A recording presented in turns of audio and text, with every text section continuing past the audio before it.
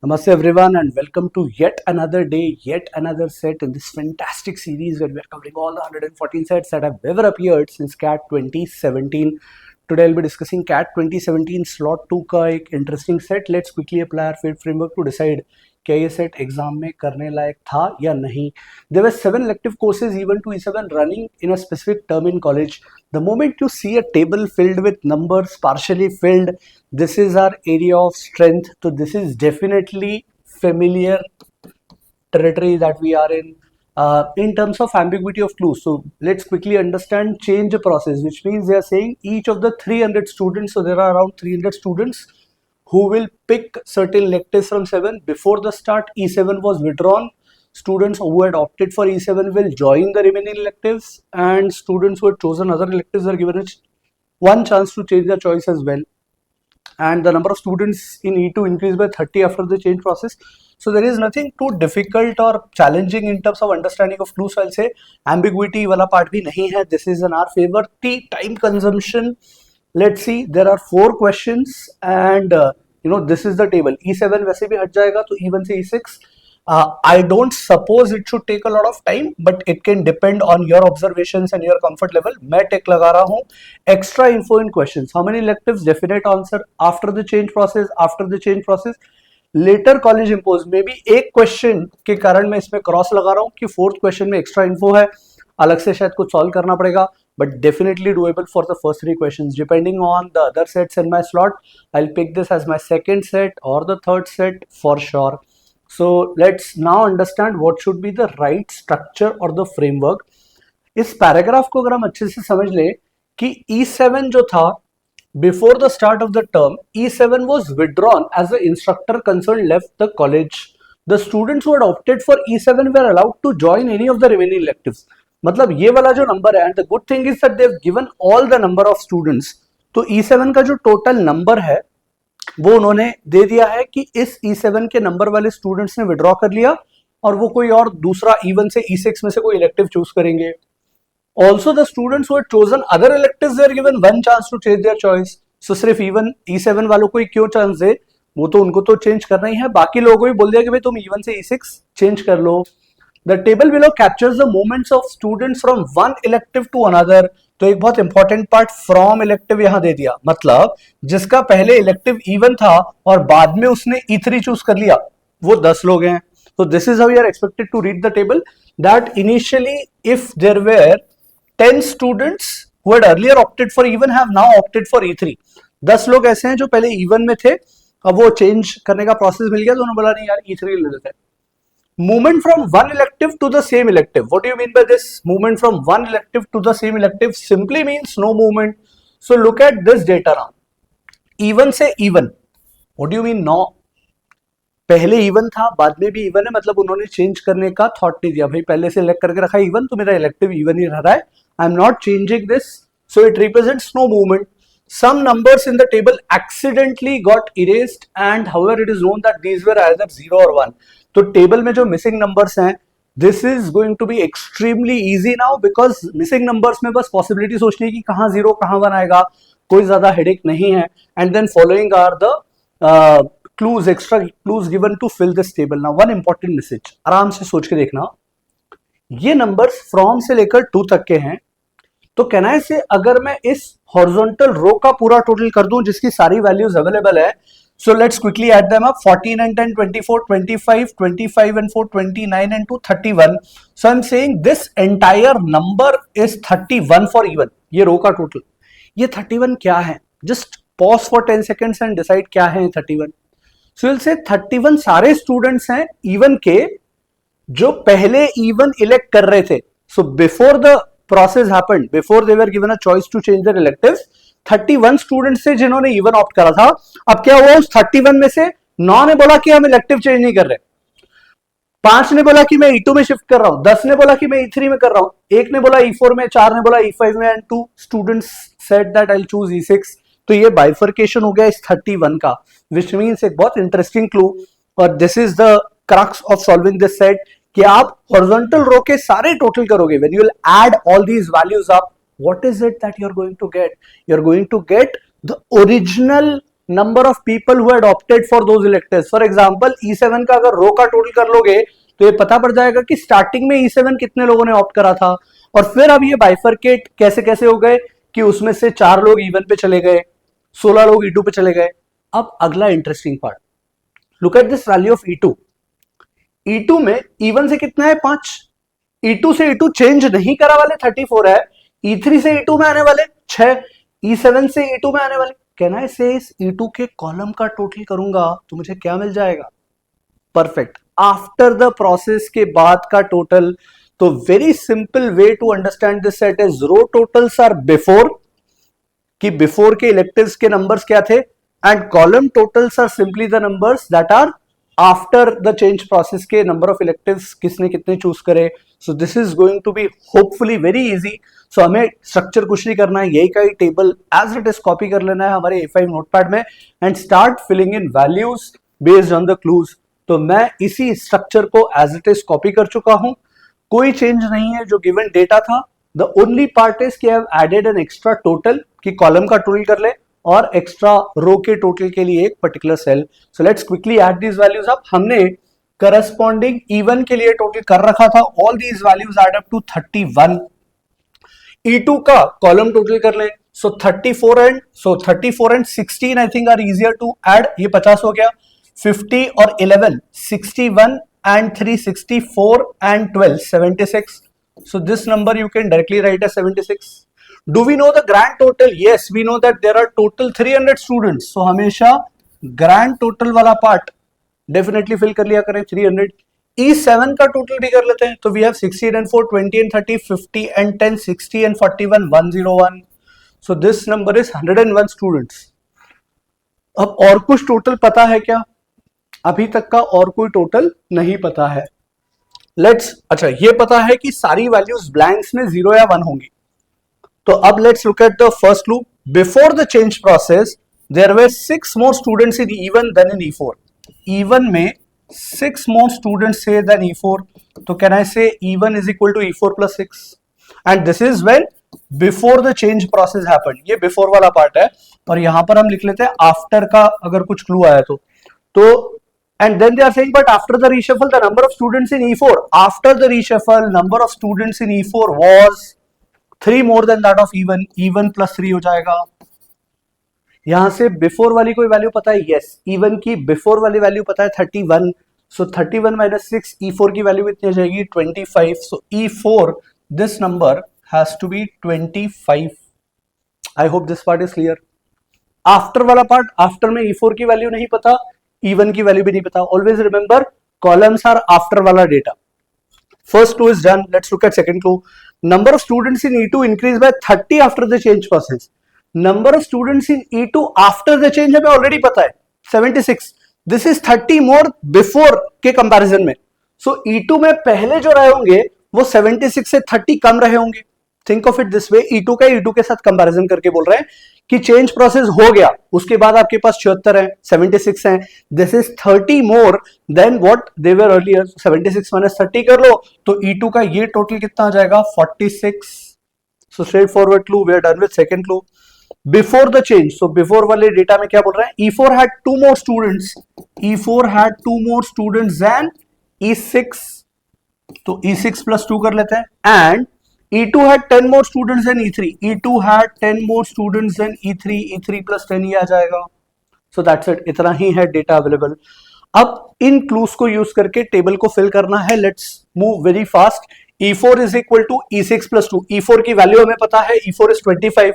25 minus 2. E6 की value आ जाएगी 23. So this is taken care of. E2 is E3 plus 10. E3 do we know? No. E2 do we know? Yes. 46. तो 46 minus 10, E3 की value कितनी आ जाएगी? E3 की वैल्यू आ जाएगी 36. Because we know the grand total is 300. 300 में से माइनस कर देंगे तो हमें E5 की वैल्यू भी मिल जाएगी. फटाफट क्विकली कैलकुलेट करते हैं. So I will ignore the unit digit. 30 and 40, 70 and 30, 100, 120, 140, 240. तो विदाउट यूनिट डिजिट 240 टोटल हो गया है. 7 और 6, 13 और 5, 18 और 4, 22. 240 plus 22, 262. 300 minus 262, 38. Immediately let's fill this value. So यहां पर we have been able to get all the from वाली वैल्यूज. अच्छा, आफ्टर वाली वैल्यूज E4 की और E1 की अभी कुछ भी नहीं पता, तो may be we've used up these वाले clues, बट अभी आफ्टर वाला क्लू यूज ही नहीं कर पाएंगे, डेटा नहीं है. Let's try and C E2 का टोटल 46 करने के लिए यहाँ 10 में से क्या फिट करें. 34 और 8 42, 42 और 4 46, ऑलरेडी 46 टोटल ही है, मतलब गारंटी है कि there cannot be even a single one here, both the values have to be what 0, ताकि टोटल 46 के बराबर मैच कर पाए. Now this is where I said that before solving I had an idea कि 1-0 place करना is very easy and therefore this set should be relatively easier. Very quickly E3 के लिए check कर लेते हैं. 6 और 2, 8 और 25, 33 और 2, 35. 35 में मतलब 1001 लिख सकते हो, एक जगह कहीं 1 एक जगह 0 आएगा. E4 का टोटल 3 और 2 5 और 14, 5 और 14 19 और 4 23. 23 के बाद दो बॉक्सेस हैं और 25 टोटल करना है, दोनों जगह 1 आना पड़ेगा. So understand that this value has to be 1, this value has to be 1, तभी टोटल 25 हो पाएगा, because we've been told कि 0 1 के अलावा और कोई वैल्यू रख ही नहीं सकते. E5 का टोटल 35, चार बॉक्सेस हैं, तीन में से कहीं 1 आएगा, एक जगह 0, तो यहाँ कहीं 0 आ सकता है. E6 7 और 3 10, 10 और 2 12, 12 और 9 21, 21 पर 23 बनाना है, मतलब दोनों बॉक्सेस में कितना आना पड़ेगा, वैल्यू को 1 आना पड़ेगा. अब E1 का टोटल सिर्फ एक ही बॉक्स मिसिंग है, यहाँ 1 आएगा या 0 आएगा, क्विकली ऐड करते हैं. 9 और 2 11, 11 और 1 12 और 1 13 और 4 17. अगर यहां 0 ले लिया तो 17, और अगर यहां 1 ले लिया तो कितना टोटल आ जाएगा, 18. सो 17 या 18 टोटल है. Why am I using this, अभी मैं और क्या सॉल्व कर सकता हूं, तो मैं ये ट्राई कर रहा हूं कि आफ्टर वाले डेटा में, विच इज द कॉलम वाले डेटा में, E4 E1 का कुछ रिलेशनशिप निकाल पाए. तो नाउ वी नो कि E1 के लिए पॉसिबल वैल्यू है 17 18, तो 17 18 प्लस 3 20 या 21, यहां पॉसिबल वैल्यू होंगी किसकी, E4 की. E4 का टोटल ऐड करके देख लेते कितना आ रहा है. 14 and 1 15 and 1 16 and 5 21. Bare minimum total ही इसका मिनिमम 21 है, 21 इज द मिनिमम वैल्यू. तो अब चेक करके देखो, 17 प्लस 3 अगर करते तो 21 आ ही नहीं सकता, मिनिमम है. अच्छा, 21 के अलावा यहां दोनों जगह अगर 1 1 आ जाए तो मैक्सिमम 23 हो सकता है. मतलब just to write I can say कि यहां की पॉसिबल वैल्यू है 21 22 23. मैं ये बोल रहा हूं कि 17 के साथ अगर 3 ऐड कर दें तो 20 टोटल बनता है, मतलब गारंटी है कि यहां 17 नहीं आ सकता. The only possible value is 18. 18 plus 3 21 बनेगा, तो यहां दोनों वैल्यू 6 हो गई. तो कैन आई से दिस फॉर श्योर कि मैं यहां से 18 हटा दूं, and it's a guarantee that this value has to be 17, and therefore it's a guarantee that this value has to be, sorry this value is 18, my mistake, 17 आ ही नहीं सकता, तो ये 18 होगा.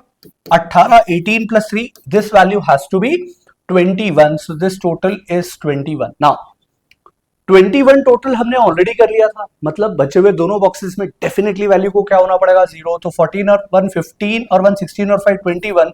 So these two values will definitely be then 0.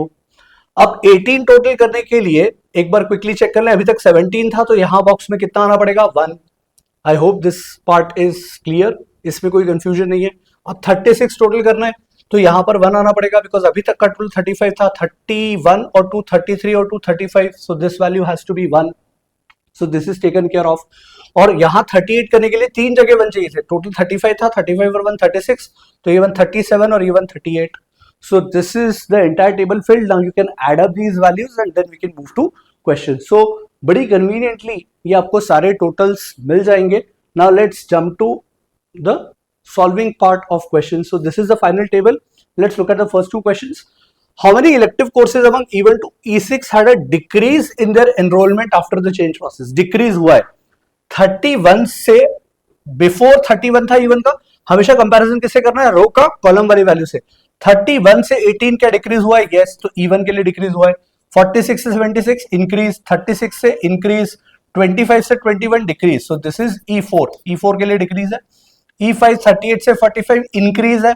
23 E6 से 61 increase है. So there are only 2 such electives जिनके लिए डिक्रीज है. Correct answer is choice C. After the change process, these are the values. What is the correct sequence of the number of students in the 6 electives from E1 to E6?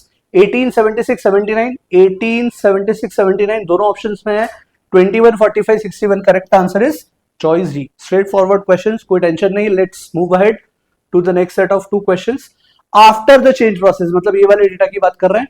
Which course among E1 to E6 had the largest change in enrollment as a percentage of original row, percentage change calculate करना है, final minus initial upon initial into 100, largest change बोला है मतलब negative हो positive हो उससे फर्क नहीं पड़ रहा है।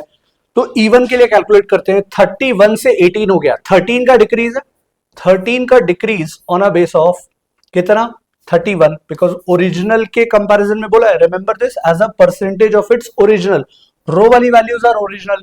तो इवन के लिए जो कैलकुलेशन है वो 30/31 है। E2 के लिए कैलकुलेशन करते हैं तो 46 से 76, 30 का इंक्रीज है on a base of 46। E3 के लिए कैलकुलेट करते हैं, सो 36 से 79 है, so this change is how much, 43 का चेंज है ऑन अ बेस ऑफ 36।